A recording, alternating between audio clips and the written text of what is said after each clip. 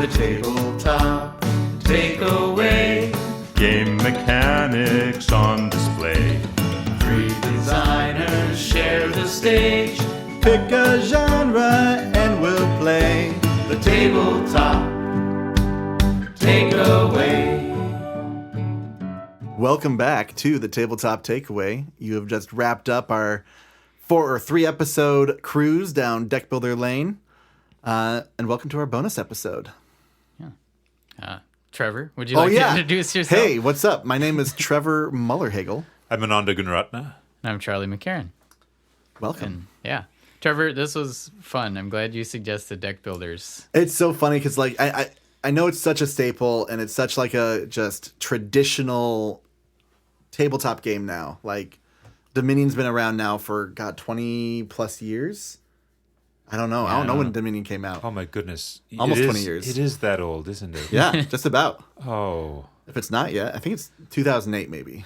Oh, I feel so old now. Sorry, Ananda's having an existential crisis. We're going to have to... Well, but I mean, not just tabletop games. Like after Slay the Spire, it's actually kind of ridiculous how many indie computer games use deck building mechanics, even when I kind of feel they're maybe not warranted. It's kind of like worker placement in board games. People just put it in whatever because that's an easy thing that people understand. Oh, worker placement. Yeah, I love worker placement. Oh, deck building. Yeah, I love deck building. Yeah. Mm-hmm. No, deck building in indie games is, I feel like, a lot like worker placement in... Well, they even have Marvel's Midnight Suns as a deck builder, which is a full, $60, $70 game. That's like from a major studio, I think. I can't remember who did it. But like... Video game? Video game. That uses deck building as the core mechanic. I'm pretty sure. Yeah. Yeah. It's a very versatile mechanic. Yeah. Mm-hmm. It just has a natural way of flowing that's just really nice and very understandable. And I guess maybe one of the really powerful or useful aspects of it from a design perspective is it does let you give players that feeling of creativity and ownership, even though they're using cards that the game is providing. Yeah. Mm-hmm. Oh, yeah. Yeah. Well, it's interesting you brought up the video game aspect because it is actually sort of like you're leveling up. Right. Like you level up by getting a thing, but rather than a boring like, ooh, I got hit point.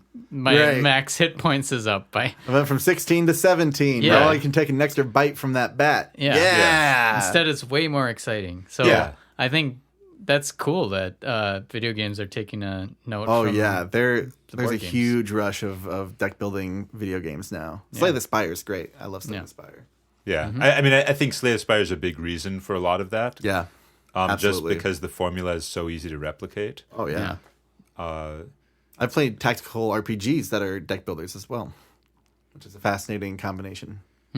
Yeah, I've played some real time deck builders, which just feels weird. Yeah, I know. I don't get it. Is there like timers on you? No, it's just so like you can't use it too much. You play the cards in real time. So like if you're slow and don't play the card as fast, that is actually bad for you. Just like play all these cards. I don't get what it. if you have to read the card? Yeah, I don't think it's a good... You've activated my trap card. I don't think it's a good combination. That's funny.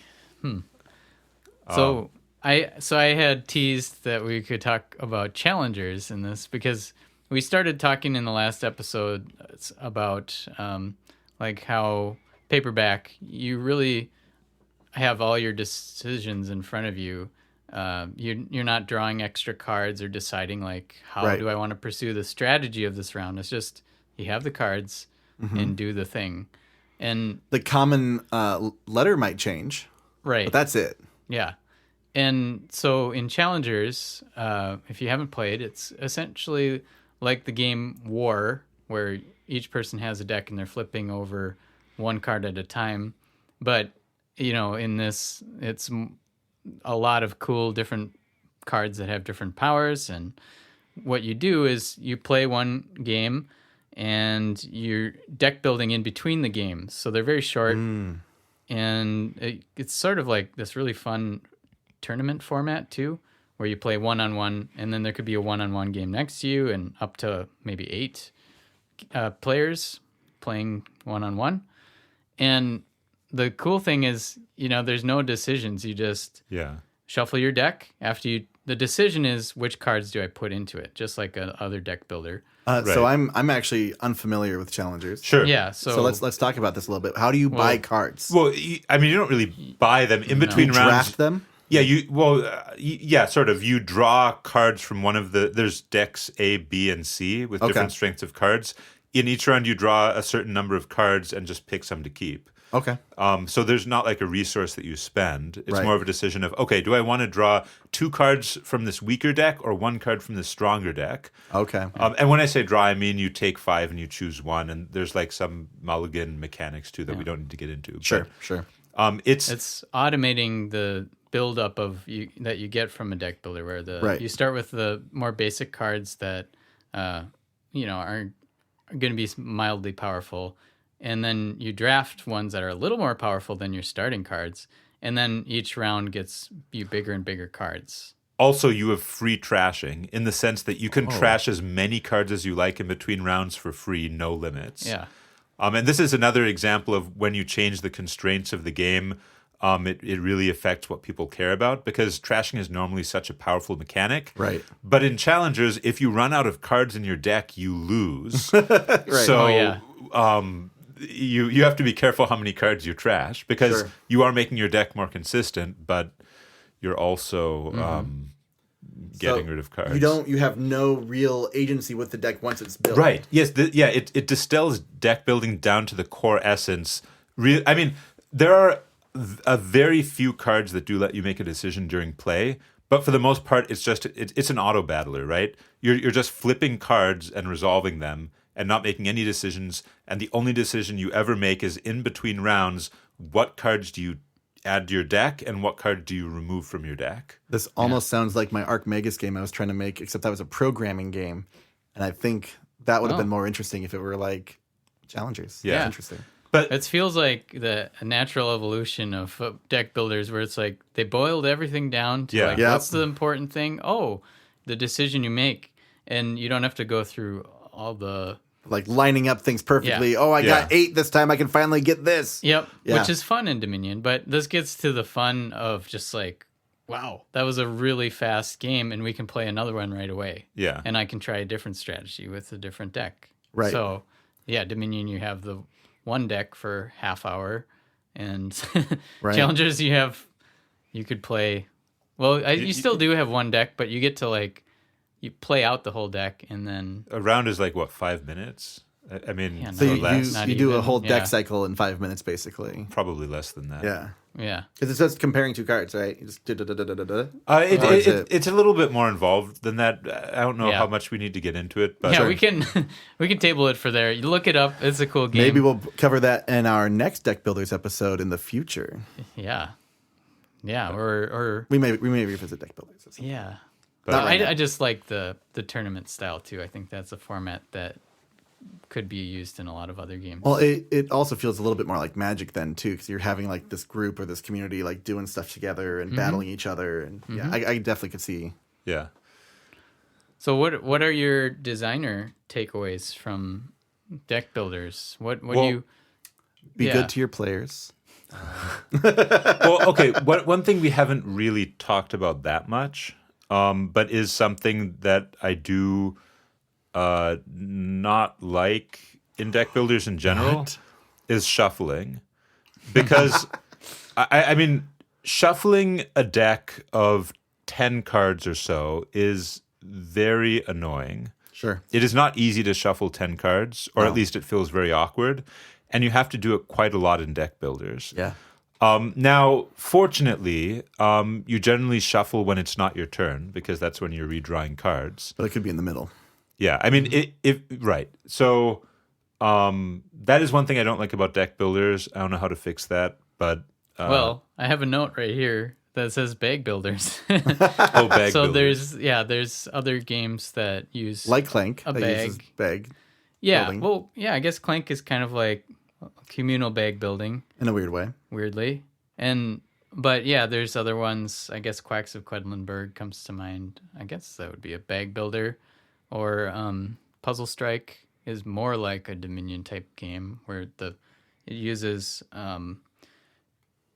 like a little bit bigger poker chip type things that have sure. abilities and stuff on them. And I think one of the main ideas was like people didn't want to shuffle the deck, so yeah, that was the innovation there. I like Bag Builders a lot. I played a game a while back that I don't know if it ever actually got manufactured. I don't even remember the name of it. But it was basically it was a bag builder with dice. So a little bit like Quarriors. Yeah. But like everyone had a unique character. It was interesting. I need to play Quarriors. I have it. I just haven't played it yet. I liked it back. I haven't played it for a long time. Right. But yeah. Oh, maybe we should do bag building. Yeah. Yeah. The nice thing about just drawing from a bag, or I guess not the nice thing, but in my view, the unique thing that makes drawing from a bag different than drawing from a deck is that it is very easy with a bag to replace things, by which I mean take something out, put something in, and have it be immediately randomized. Right. With a deck, if you want to put a card into the deck, then you have to shuffle it, and shuffling is not fun. Well, and just I to guess, yeah. build on that a little bit, that decks have that, bags don't, is you have that finite possibility. So, like, if you're adding things immediately back into the bag, then you are just reshuffling, and you could redraw the same thing again. Or the inverse, you might never see that thing that you... Right. It could just be buried in there. Yeah. Yeah. Yeah. Yeah, and it is interesting, too, thinking about hand versus bag, because there is something fun about pulling from a bag and everyone sees immediately what your fate was. Right. Or in the case of Quarriors, you pull it and roll it, and then everyone sees, and you get to communally celebrate that. Versus like Dominion, it's kind of like you pretty much could show your whole hand at once, but there's a little bit of like, aha, now for my first trick I do this and then this, which is also kind of fun. But yeah, just a couple different methods you could incorporate into a game. Just design thought for a deck builder that would technically solve Ananda's issue with shuffling is, what if as you are discarding cards, you got to arrange your deck perfectly, however you want it to be as you discard. So then you just flip it over. But the other players can manipulate it and cut it and move things around in that deck. So they can muck up your situation a little bit. Just a thought.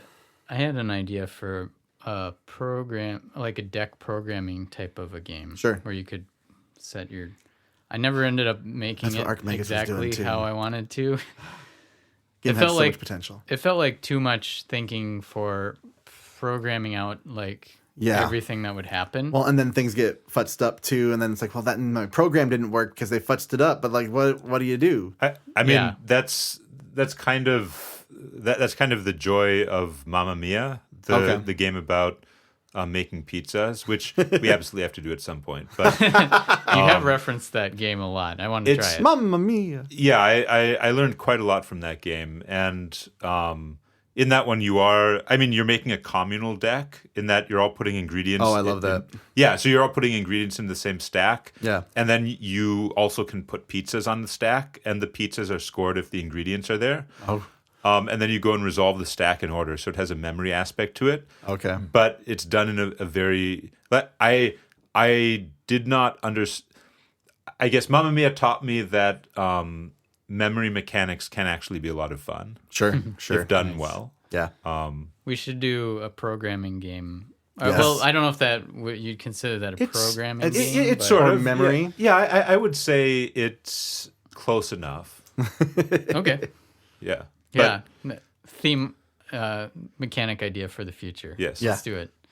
But anyway, back to deck building. We're building decks. This is our bonus episode. We can go on tangents, right? Okay, well, so do you guys actually want to try the deck building game about deck building? Oh, the one That's where called you're building deck a deck? building. Yeah, where you're building a deck. I am so curious about it. I really just want to know how it plays. I don't know. I'm not that curious. Really? I can imagine. It's quirky. Generally, it's like point salad, right? Or Who knows? I don't know. I remember there was a worker placement. I think it was a prototype, but there was a worker placement game that I remember playing about placing workers in different jobs. Oh yeah, Oh, like you're a temp agency. yeah. love it, love it. There's lots of games based on puns of categories. Oh yeah, Now, so I guess so, but in terms of deck builders, Yeah. I guess just bringing it back to takeaways. yeah. I would say my takeaway is probably just thinking about the games we've played, that you don't necessarily need choices aside from what you add to your deck. Because, I mean, in Dominion, there are choices during your turn. And Trevor, as you mentioned, sometimes you just make a lot of choices and then nothing really comes of it. Yep. In Clank, when the cards you play, you make a couple choices, like where to move if you have movement points, but you don't make that many choices about the cards because you have to Right. play all of them. And in paperback, you don't really make choices. It's not about making choices. It's more about recognizing patterns because you already know the most points you can get from your hand. It's whatever you get by using all of the letters. So it's more a question of, can you recognize the word that will use all those letters? So that also doesn't make a choice. Right. And I think the fun choice in deck builders, and this also gets to challengers, where you don't make any choices really when you're playing out the deck. The fun choice in deck builders is, what are you going to add to your deck? Right. And then once you've done that, just see how it happens. So if you're making a deck builder, I think my takeaway is players don't need to make choices aside from what cards they add to the deck. And if you recognize that, I think you can really streamline the game and open up space for a lot of other cool things to include, because you no longer have to worry about people needing to make choices. I unfortunately am working on a game where I might be having people make choices in a deck building atmosphere, but mixed with tableau building. I mean, I think that's I'm okay. curious. I'm very curious how it'll go. Yeah. So we'll challenge this this hypothesis, and we'll see how it goes. Yeah. I'm excited to see. Yeah. Yeah. I'm thinking about it. I actually have tried a light deck building element in a game I was working on. And part of it is, I was using this deck you start with as the different actions you can do, and just basically 3 different color symbols. And you can play all of one color symbol, and then, but you can pump up your deck with these are, Be like a specialist, or like Yeah. having lots of different colors. Or yeah. And I'm Yeah. realizing one of maybe the things I didn't incorporate enough into that. Granted, it was a small part of the game. I mean, it's an important part of the game, but I didn't. I don't think I made the cards you could get as exciting as they could be. It was feel that. yeah. Well, yeah. Or you make the starting think cards that's- too exciting. Yeah, and I think that's maybe a pitfall that designers fall into if they're making a deck building game, is thinking about it being really balanced, of we can't make this card so good that it creates a whatever strategy. Right. I think that would be my thing I would try if I was going to do a deck building game, is extreme cards. Well, and what's great with that kind of aspect is in Dominion, there's a couple different ways that the game ends. One is if the provinces run out, or if 3 other decks run out. And that's when you start to notice, it's kind of solved its own, hey, these are the best card combination in this game. And it naturally finds it and then ends the game as those cards are chosen. So, it's a naturally built-in safeguard. Yeah. So I'm oh, wow. Good job, Dominion. You know, it would be funny to see, if you collected all the data from all Oh my God. Dominion games and saw which piles ran out. Yeah. And then you could, in theory, balance around that. And then make it a perfectly bland game. Yeah, exactly. Well, it's completely dependent on context. though. It is. Exactly. Yeah, that's Exactly. true. That's true. And player preference. Yeah. People are going to put in random piles of cards, so I don't know. Right. Yeah, whether you can. If the chapel's in play, is the witch really going to be helpful, or is it going to be less helpful? But with AI, we can... With the power of we can do that AI. analysis for not really It will a good certainly reason. tell us numbers. Yeah. Yeah. Huh. I'm. I Are actually. you going to make a deck builder game? Well, it's funny you should say that, because right after, around the time of Protospiel, Minnesota, which was recently, A week ago. yeah, it was just a Yeah. week ago. I Somehow. came up Well, with not an a week ago when idea you're hearing for this. a reimagining of a while ago.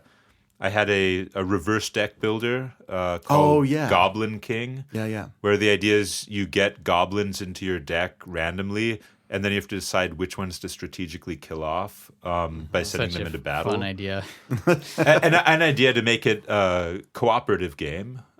Sort of, a little bit in the vein of Spirit Island, cooperating against the heroes invading the dungeon, but driven by reverse deck building. That sounds great. That does sound great. So that might be my next big project if I have time to work on that. Yes, you should. Time. Well, Trevor, I want to hear from you because you were working on a co-op deck builder. What did you learn? Or I guess one versus many. Yeah, one versus all co-op. It was so the original iteration I didn't even really refer to as a deck builder, but that was the closest thing that existed for it. I called it a deck drafter.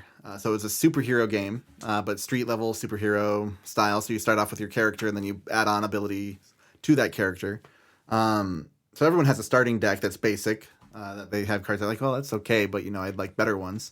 And then you'd get a new power, but when you get a new power, you'd actually add in 6 new cards to your deck all at once. So it's like, oh god, I have all these new things, and you get to discover them as you play them and how they sync with your original cards. Then you may get another power and then another power. I think I had 3 be the original number you'd get. But it's always Why'd you go away from that idea? That sounds cool. I know. Well, the overarching gameplay was not super engaging for everyone. There was not a lot of good choices or agency. So you'd get this new deck and then you'd go do the same thing over and over again. It was it was too grindy. I think is the right term I'd use. And so this is, I'm still talking about the same game. This is just a new iteration. Sure. Always. Yep. I mean, that reminds me a little of Smash Up where you take, was that Very, part of the inspiration? Or I hadn't actually played Smash Up yet when I first started designing that game. Then I played Smash Up. Up. People haven't played that. It's like you can take these very thematic decks like the Leprechaun deck and the Dinosaur deck and smash 2 of them together and see what happens with that combo. And you just play a whole game with those 2 types of cards in the game. Yeah, which I think is really cool. It's really cute, crazy, chaotic. Yeah. Yeah. Have X-Men with princesses or, Yeah. Yeah. I love that concept. Yeah. I really do. I really like the idea of smashing together 2 things, but I really like the idea also of giving the player more choices of pursuing what they're doing and being more intentional about it instead of just like, oh, I got this now, woohoo! But maybe there is some woohoo that we need in life, Yeah. But, yeah, that's a good point. You really, you want to feel like you earned the thing. Yeah. And deck builders feel like they give you that because, you buy it. You earned it to buy it. But then you have to wait for a moment and then, oh yes, finally. The combo, not only did that card come up, but it came up with the throne room. So now I can double my... Yes! Double mine! Yeah. Yeah. It does do a good job of making you feel like you earned the cards. Right. Mm-hmm. Yeah, so that's something I'm still working on bringing into this game is you really feel like you've earned what you've done. Mm-hmm. However, so it's a superhero game. The one versus all is the villain. The villain is the one. And they are still more of a smash-up style where they'll pick a number of decks, smash all their stuff together, and then figure out what their strategies are with these different decks combined. But they don't necessarily have the resources to make everything work. So they're building up their resources and stuff like that.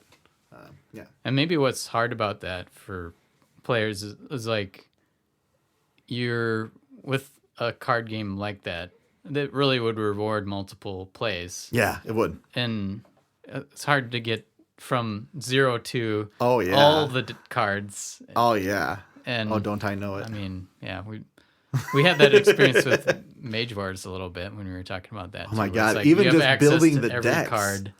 And then okay, so we built the decks. Even though we knew what the decks were, there were so many cards. It's like, holy cow, so much content.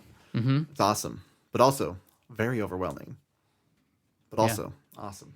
Yeah. Cool. So right, deck builders, awesome. Any other final thoughts? I'm glad that deck builders are here. Mm-hmm. They're a great game. Yeah. I need more. Well, thanks to everyone for listening once again to we our appreciate podcast. you. Yep. And yeah, reach out if you have comments or questions. Trevor's been leading our communications and Doing my best during Yes. tax season. yeah. So yeah, we do have a Discord now that Ananda started as well. Yep. Facebook So- group, Discord, Instagram. Yep. We're our name everywhere, which is great. Yeah. They're not like Tabletop Takeaway 1 or 2. Nice. With that, let's wrap it up, and we'll see you in the next episode. Thanks for listening. Hey, thanks for listening to The Tabletop Takeaway. This podcast is made possible by listeners like you. So please tell your friends and visit our website at thetabletoptakeaway.com, where you can suggest games and mechanics for us to cover next on the show.